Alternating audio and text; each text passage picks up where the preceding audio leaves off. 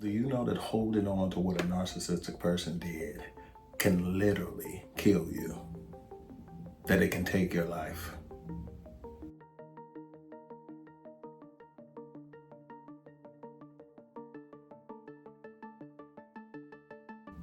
And I'm not talking about a bad day or a fleeting hurt. No, I'm talking about deep wounds that can corrode your very being.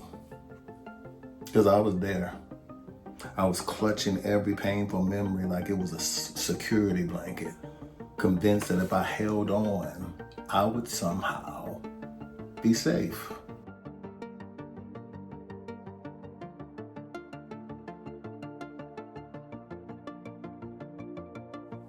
But the truth is, I was slowly killing myself.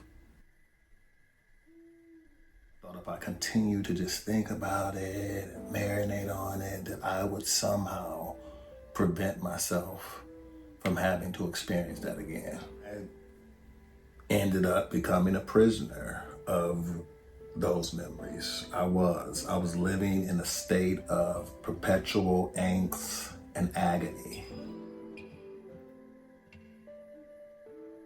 which I was constantly bending over backwards just to be seen and heard in a world that only sees itself. There was a day when I was pissed at life. Oh, I was pissed. So angry at my relationships, angry at my upbringing, angry at this career that I've chosen or that chose me. I was just angry and frustrated. I felt completely walled off, completely like I was just trapped in other people's approval. And I blamed everyone. I judged everyone. I blamed everyone. It was their fault. And I couldn't shake that feeling because my faulty childhood had set the stage and I could not stop from being dumb for other people's approval. I was dumb.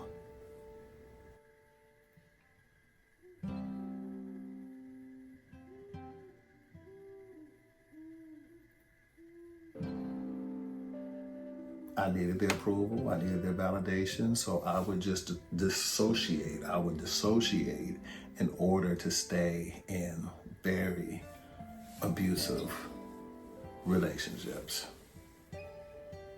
Man, I was played like a fool by so many traumatized people. I have compassion on them because they were traumatized just like I was traumatized. We were all traumatized, but I was just caught up in this cycle of abuse, caught up in my mind, trying to figure it out, trying to ascertain what was happening. And my only form of escape was creativity. You know, normally I would book a job and I would get a chance to get my anger and my pain and I would scream and holler, but the jobs had dried up. The acting jobs had dried up. So I was needing some creativity. So one day I'm at the gym and I meet this guy and he gave me some musical instrumental tracks and I decided to use that to get my anger and my hurt and my pain out. And it just poured out. Because that's why creativity is so good, because it allows us to release these emotions and these feelings. And so it just poured out and it felt good.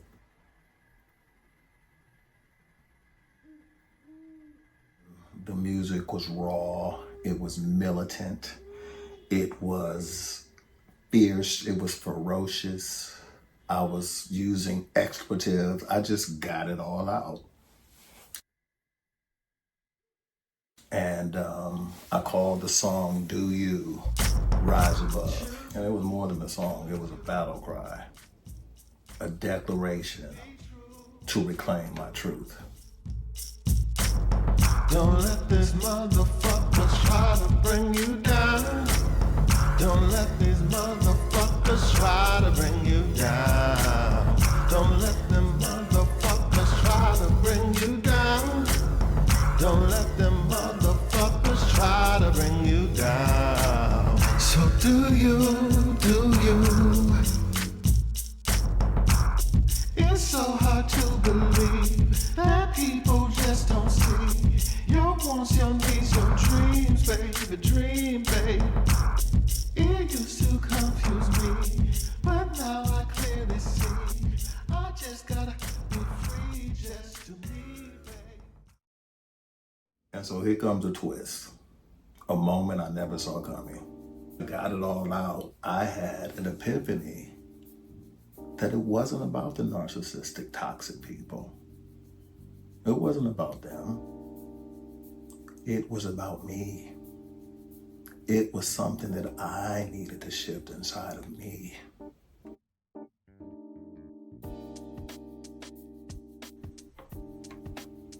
Because oftentimes it's not about the outside, it's really about what's going on the inside. And I had this epiphany and it broke me free.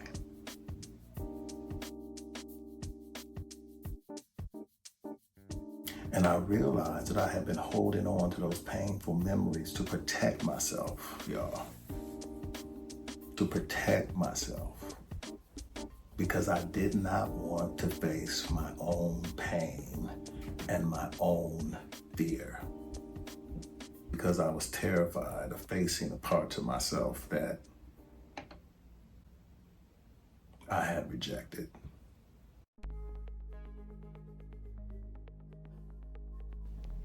You know, there's parts of us that we reject. There's parts of us that we don't even want to look at. And we would rather point it to the other person than look at it within ourselves.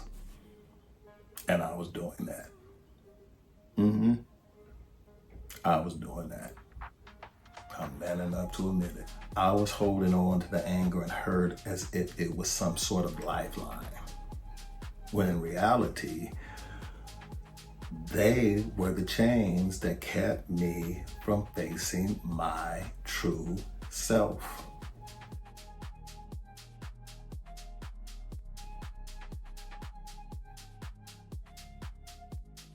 And in that unexpected moment, I realized that the narcissist was just a mirror to myself, a reflection of my own unhealed wounds. You hear that? So by projecting my pain onto them, I never allowed myself to truly heal. Ain't that deep?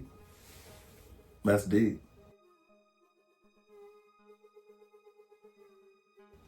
Because if I keep pointing it out, I cannot even deal with this. And that's what I was doing. I didn't realize that the narcissist was just a mirror to myself. And so by projecting the pain onto them, I was protecting myself and keeping myself in a fractured state. You understand? You with me? Y'all with me? So the moment I recognized that, I'm telling y'all, everything changed. And of course, it's a process. I mean, it didn't completely change, but I at least had that information that I could do something with. Because you can't change somebody else, but you can change yourself.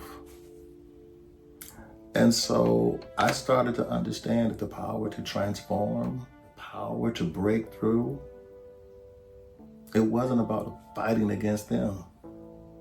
It wasn't trying to figure out what they're doing and why they did it. It wasn't about that. It was about me. Hello, my name is Dwayne Barnes. I am 5'10". I am based in Los Angeles, California. I am a United States citizen. It was about confronting the pain in myself and my authenticity. Because that's where my authenticity lied, in that pain and accepting that. So when I stopped fighting the darkness, I began to see the light in me. I learned that true strength is owning every part of me and loving and nurturing those parts and bringing compassion to those parts and gratitude for those parts, because they're all here to wake us up to our higher self, our higher authenticity.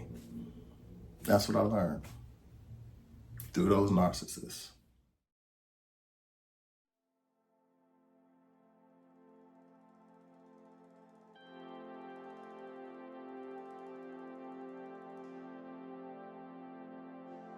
So here's my challenge to you.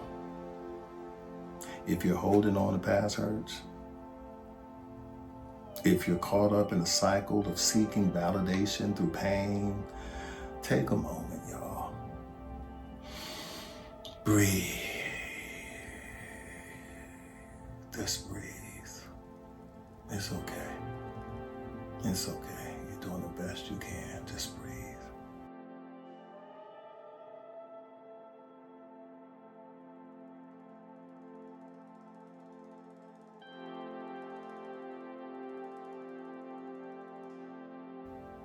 Let go of that burden. Just let it go and embrace your authentic self. Just be you, because it's the only way that you can truly rise above.